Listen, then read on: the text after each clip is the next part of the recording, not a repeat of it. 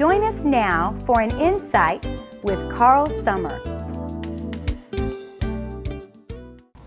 When you read, desire to become a good storyteller.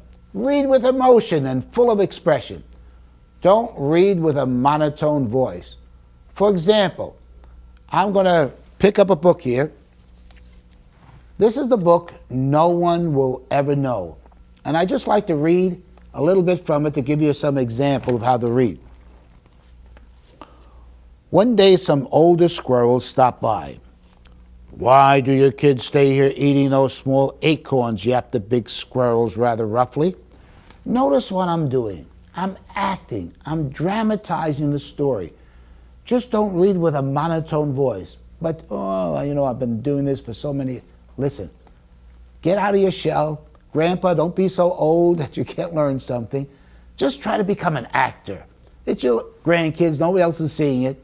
Just try to dramatize with your voice. "We know a special place that has the biggest and most delicious acorns you have ever tasted." Then one of them pulled out a giant acorn. "Wow," said the young squirrels. Acorns were their favorite food. Notice, dramatize your word. Get a little lively with it, your voice. "Woo-wee," Johnny yelled. "That's the biggest acorn I've ever seen. Where did you find it?" "Across the meadow and over the fence of Mr. Smith's farm," answered the oldest squirrel.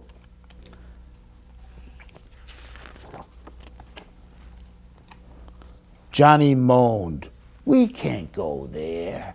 And then, moan with your voice. Have that kind of effect. "Why not?" asked the big squirrels. "No one will ever know." And that's the title of the book. And you can point it out to your grandchild or grandchildren if you're reading the number of your children. Janie spoke up. Now make your voice sound like a girl. "Dad and Mom say it's dangerous. They say a big bad wolf might get us." "Go ahead," teased the older squirrels. "Stay in your little yard and eat your tiny acorns." They rubbed their tummies and laughed. "We'll be at Mr. Smith's farm eating those big delicious acorns." With a bounce they hurried off. And so you dramatize when you're reading. And this is one of my favorite parts of the story because I like to teach my grandchildren values. Johnny wanted to be like the older squirrels. How many children get into trouble trying to be like their friends? And this is an excellent time for you as grandparents to teach your children the values of how they can become successful.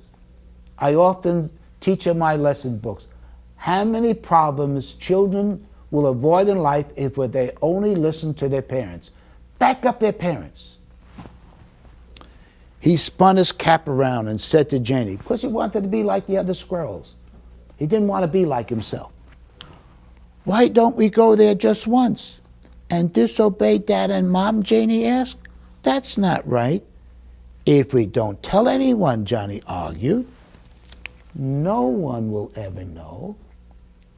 And so use these books. Teach them the values and how they can become successful. So dramatize the story. I'm just not comfortable doing it. Try it. It's just your family.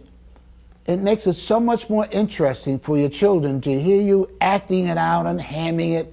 Just get out of your shell and try it.